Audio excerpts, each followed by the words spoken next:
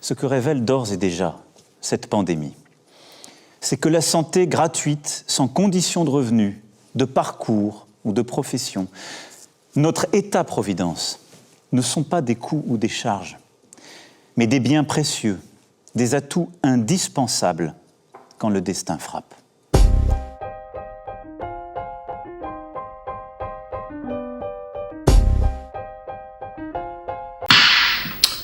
Bonsoir.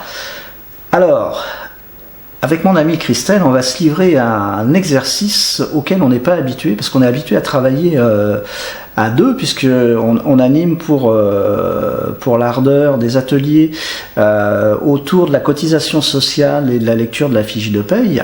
Et donc là, confinement oblige, on est à 500 km l'un de l'autre et ça va nous obliger à jongler avec les moyens techniques. Donc voilà, on va essayer de faire avec. Donc voilà, Christelle. Bonjour. Donc comme l'a dit Thierry, j'anime avec lui un atelier d'éducation populaire qui s'appelle « Comprendre ma fiche de paye et l'enjeu de la cotisation sociale ». Je suis ergothérapeute de métier dans un hôpital public. Et je suis militante syndicale à la CGT. Et moi, donc, je travaille avec l'équipe de l'Ardeur. J'anime des formations à la conférence gesticulée, j'anime des ateliers avec Christelle, en particulier des ateliers aussi autour de la désintoxication de la langue de bois. Mais ce soir, ce dont on va vous parler, c'est la situation de l'hôpital que Christelle connaît bien puisqu'elle y travaille. Je travaille maintenant depuis effectivement un peu plus de 20 ans. Donc j'ai eu l'occasion de voir la diminution des moyens alloués à l'hôpital. Mais ça date pas d'il y a 20 ans, ces diminutions régulières. Ça date de bien plus longtemps, puisque ça a commencé notamment en 83. Mais je ne vais pas vous faire tout l'historique des différentes réformes qui ont amené à la situation dans laquelle on est aujourd'hui. Je vous invite plutôt à aller chercher le livre de Jovin, Pierru et Vincent qui s'appelle « La classe du siècle » et qu'ils ont mis justement pendant le confinement en téléchargement libre pour défendre les services publics. Voilà. Donc sur la situation actuelle de l'hôpital, l'objet n'est pas ce soir de s'étendre dessus, mais plutôt de réfléchir à l'après, puisqu'il ne vous a pas échappé que... Ce que révèle d'ores et déjà cette pandémie, c'est que la santé gratuite, sans condition de revenus, de parcours ou de profession, notre État-providence, ne sont pas des coûts ou des charges, mais des biens précieux, des atouts indispensables quand le destin frappe. Ce que révèle cette pandémie, c'est qu'il est des biens et des services qui doivent être placés en dehors des lois du marché. En fait, nous, on n'est pas très convaincus qu'ils aient envie d'en sortir. Et on a quelques éléments pour le pressentir en quelque sorte. D'une part, on a eu ce directeur de l'agence régionale de santé du Grand Est qui a quand même réussi à dire que les réductions de lits et de postes sur sa région allaient continuer, que c'est pas parce que il y avait l'épidémie que pour autant ces réductions, on allait revenir dessus. C'est clair. Il compte bien effectivement réduire le nombre de lits de 174, si ma mémoire est bonne, et le nombre de personnel 595, quelque chose comme ça. Mais surtout, ce qui nous a alerté, comme ça a alerté un certain nombre de personnes, c'est la fameuse note qui est sortie dans Mediapart, qui émane de la Caisse des dépôts et consignations, sur l'après et sur comment réfléchir le système de santé après la crise sanitaire dans laquelle nous sommes actuellement. Alors effectivement, on a eu un joli discours, comme l'a dit Thierry, expliquant qu'il fallait l'État-providence, qu'il fallait revenir aux jours heureux. Je me suis même demandé si on n'allait pas lui proposer la carte de notre syndicat.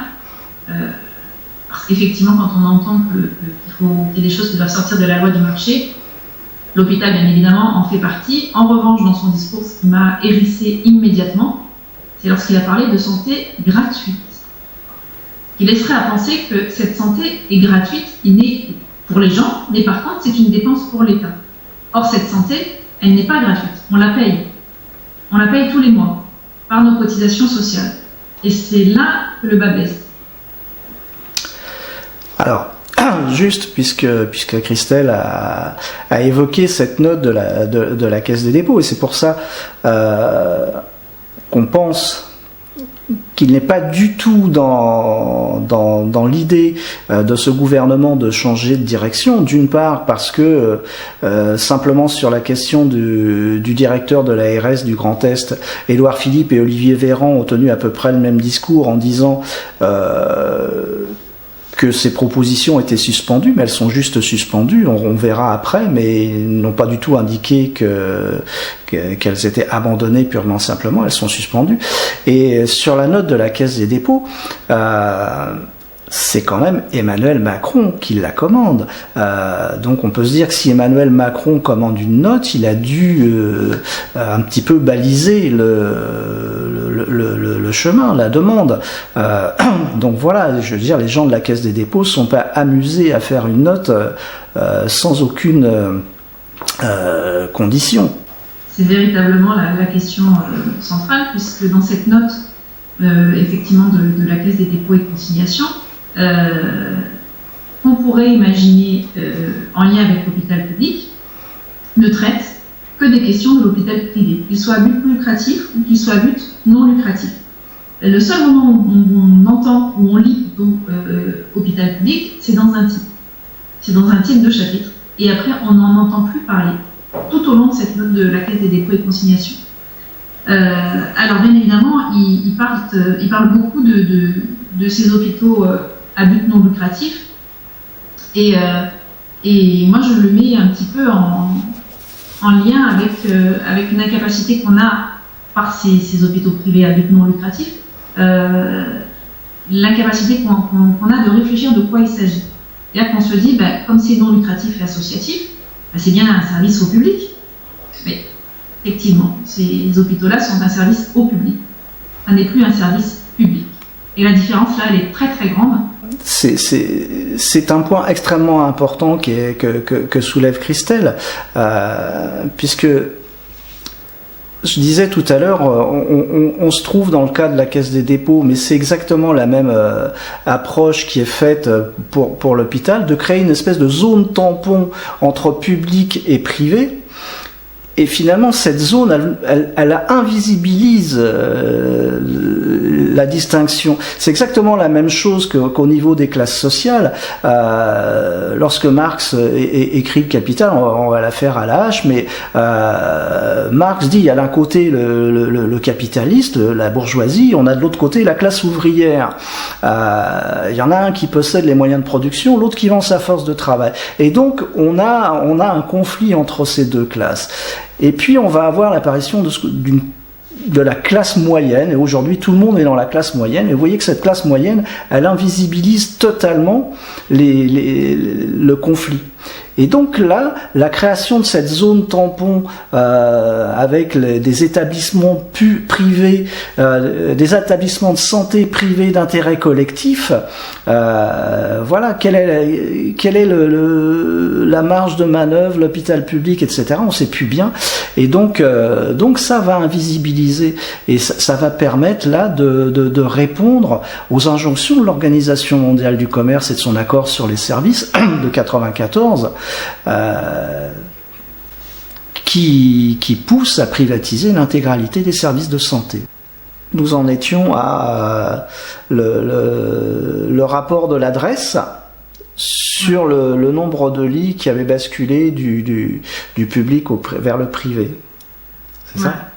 Alors effectivement, il y a une diminution, ce rapport de la direction régionale des études et de l'évaluation statistique sur les hôpitaux, publics et privés lucratifs et privés non lucratifs, donc montre qu'effectivement, depuis ces 40 dernières années, il y a une diminution globale de l'ensemble des lits, mais que cette diminution est beaucoup plus importante en nombre et en taux, parce qu'il y a aussi ça qui est important, au niveau du secteur public et que c'est transformé par des lits d'ambulatoire. Et là, par contre, on se rend compte qu'effectivement, 50% des actes de chirurgie ambulatoire se font dans les cliniques. Ça paraît logique, hein, puisque les cliniques vont plutôt prendre des choses qui sont immédiatement rentables. Qui sont rentables, exactement. Je le disais différemment, mais effectivement, c'est de prendre des actes rentables sur des personnes qui sont dans un état général qui leur permet de faire de l'ambulatoire, ce que l'hôpital public ne va pas faire, puisque ces actes qui peuvent se faire en ambulatoire sur des personnes dans un état général satisfaisant ne peuvent pas se faire en ambulatoire sur des personnes polypathologiques ou plus âgées ou qui ont des troubles, qui ont des difficultés associées. Donc c'est l'hôpital qui va les prendre. En fait, les actes vont être tarifés de la même manière, mais les frais engagés en fonction des pathologies et du mode d'hospitalisation ne va pas du tout être les mêmes. Donc forcément, on va se retrouver avec un hôpital qui va être plus en déficit, puisqu'il va prendre en charge des pathologies rémunérées comme en ambulatoire, mais avec des soins derrière beaucoup plus longs et beaucoup plus lourds. Et donc là, pour revenir sur cette note de la Caisse des dépôts, ce sont les solutions proposées qui font appel énormément à la finance. Ils vont proposer des fonds de partage, des fonds de dette, puis ces fameux partenariats publics-privés pour la construction d'hôpitaux dont on sait depuis quelque temps les ravages qu'ils font. Oui, les ravages des partenariats publics-privés, ça n'est pas qu'au niveau des hôpitaux que ça fait des ravages, ça fait des ravages au niveau des collectivités locales, au niveau des projets régionaux. Il y a eu, en 2014, il y a eu une émission Cash Investigation sur les partenariats publics-privés et sur la catastrophe que ça a annoncé au niveau budgétaire. Je vous invite à retourner le voir parce qu'il est toujours disponible en ligne. Et donc, déjà à l'époque, dans ce reportage, on nous parlait déjà de partenariats publics-privés vertueux. Aujourd'hui, ces partenariats publics-privés vertueux, on voit ce que ça donne, notamment pour l'hôpital sud-francilien, où c'est une véritable catastrophe et un gouffre financier bien plus important que s'il y avait eu des emprunts directs pour construire cet hôpital. Oui, ce que montre d'une part l'émission d'Élise Lucet, c'est que le recours à ces partenariats publics-privés sont absolument ruineux puisqu'ils coûtent 2 à 3 fois plus cher qu'un financement conventionnel à travers des emprunts bancaires. Mais il n'y a pas qu'Élise Lucet qui l'a pointé, puisqu'il y a également un rapport de la Cour des comptes de 2014, là aussi, qui pointe cette dérive absolument monstrueuse. Et puis, il y a une petite cerise sur le gâteau, puisqu'il propose pour les personnes qui souffrent d'ALD, de faire appel à ce qu'on appelle des contrats à impact social, qui sont ni plus ni moins que la transposition dans le champ du social des partenariats publics-privés. Donc on voit que toute cette note, en fait, ne s'articule qu'au du recours massif à la finance pour régler les problèmes. Donc là, il y a quand même une voie qui a été explorée en 1946, qui a été détruite petit à petit, qui a amené l'hôpital là où il en est aujourd'hui. Et donc peut-être qu'il serait intéressant de se repencher sur cette invention de la classe ouvrière de 1946. Juste avant, je voudrais juste aborder un point avant d'aborder cette invention de 1946 qui serait bon de remettre en place. C'est quelque chose qui est dénoncé à différents niveaux, mais je sais qu'au niveau de mon organisation syndicale, ça l'est fortement, qui concerne la taxe sur les salaires, puisque l'hôpital est assujetti à la taxe sur les salaires. Cette taxe sur les salaires, elle représente au niveau national entre 4 et 5 milliards d'euros par an. Et ça, c'est l'hôpital qui la paye, hein ? Oui, c'est l'hôpital qui la paye, enfin les établissements publics, donc les EHPAD de la même manière. 5 milliards d'euros, entre 4 et 5 milliards d'euros, moi ça résonne parce que c'est un cadeau qui a été fait il n'y a pas très longtemps par le gouvernement actuel aux plus riches par le biais de l'ISF. Et cette somme, si on la faisait sortir, cette taxe sur les salaires, ça permettrait de créer dans la fonction publique aux alentours de 125 000 postes. Fonction publique hospitalière. Oui. Et oui, parce qu'elle n'existe pas dans les deux autres fonctions publiques. Oui. Si on demandait de la fonction publique hospitalière, évidemment. 125 000 postes, ça résonne aussi avec ce que demandent les syndicats et ce que demandent les différents collectifs depuis un an, les syndicats depuis encore plus, mais sur le fait que principalement, on demande des bras pour faire fonctionner l'hôpital, et on demande effectivement aussi des salaires qui soient à la hauteur des qualifications et de la reconnaissance du travail fourni. Donc nous allons aborder la sécurité sociale de 46. Mais là, il faut juste qu'on reprécise 2-3 petites choses. Parce que tout à l'heure, Christelle signalait Emmanuel Macron disant que nous étions habitués à la santé gratuite. Mais non, la santé n'est pas gratuite, c'est pas la question. Nous la payons, la santé, mais nous la payons collectivement. Puisque en 46... nous avons décidé collectivement de socialiser une partie de notre salaire pour justement garantir la protection, pour qu'il n'y ait plus aucun citoyen n'ait à craindre le lendemain. C'est exactement ce que disait Ambroise Croizat, qui était donc ouvrier métallurgiste et qui a porté ce projet de sécurité sociale.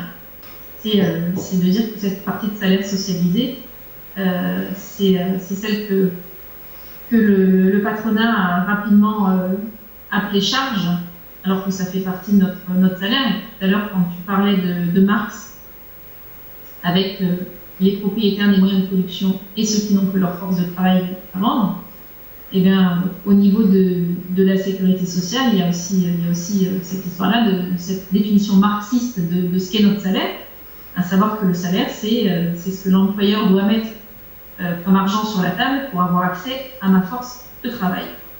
Donc, quand un patron doit mettre sur la table des cotisations qui s'appellent cotisations patronales, ça fait bien partie intégrante de notre salaire. Et à partir de ce moment-là, quand on a choisi de socialiser une partie de notre salaire, dont ces cotisations patronales, c'est bien notre argent et c'est bien notre salaire. Et que donc, quand on fait des exonérations, voire des suppressions de cotisations patronales, il faut entendre... On diminue notre salaire.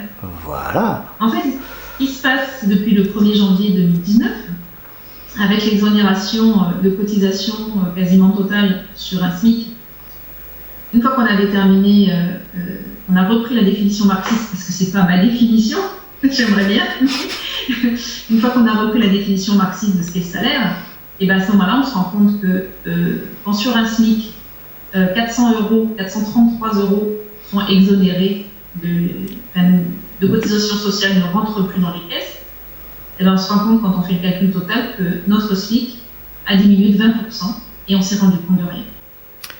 Donc, première chose, la sécurité sociale, c'est une structure privée, ça n'est pas l'État.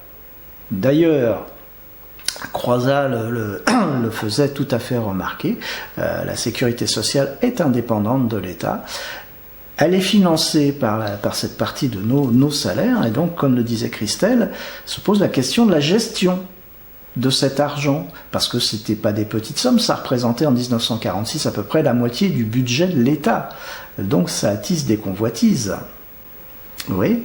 Et donc en 1946, quand la Sécu se met en place, cet argent qui est notre argent, c'est nous qui le gérons, puisque les caisses de sécurité sociale sont administrées par des représentants élus des salariés, avec une petite réserve quand même, puisque au départ... Il n'a pas réussi à obtenir que ce soit 100% des salariés qui gèrent les caisses. 25% des représentants des caisses de sécurité sociale étaient issus du patronat. On peut déjà se demander qu'est-ce qu'ils faisaient là, parce que si on considère que l'ensemble des cotisations patronales font partie de notre salaire, Le patron n'a pas à nous dire, nous, ce qu'on doit faire de notre salaire. Et ouais, c'est cool quand même.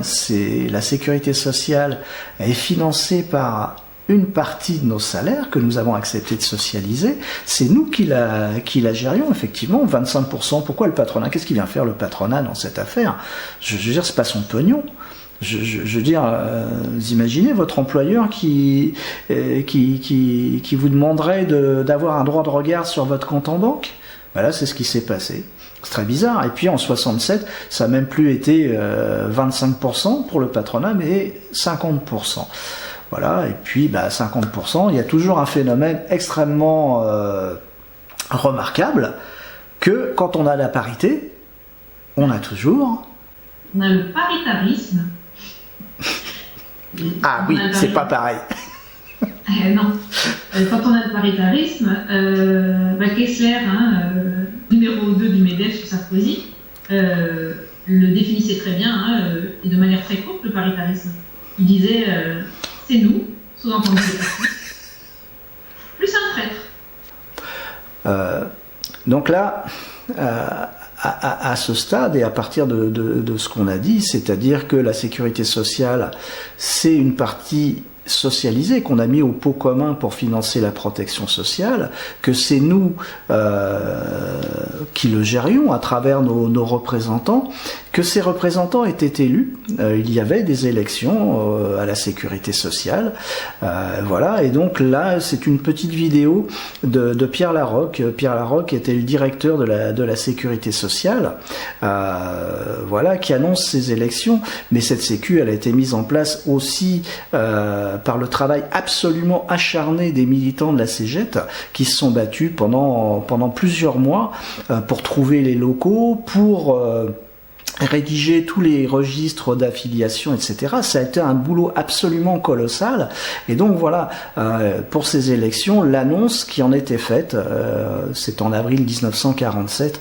Donc voilà, écoutez bien tous les termes de Pierre Laroque. Vous allez voir, c'est absolument édifiant. Français, vous voterez bientôt, comme vous y convie Monsieur Laroque, directeur de la Sécurité sociale. 24 avril prochain, il va être procédé par toute la France à des élections générales en vue de pourvoir à la désignation des conseils d'administration des caisses de sécurité sociale et d'allocation familiale. Ces caisses ont pour rôle de garantir des moyens d'existence à tous les travailleurs qui se trouvent privés de ressources par suite de maladies, de maternité, d'invalidité ou de vieillesse. Ce sont des instruments de solidarité.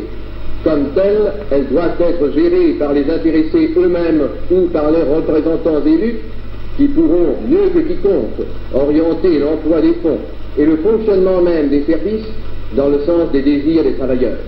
Donc voilà, en fait, quand on voit cette vidéo de Pierre Laroque, il est très clair.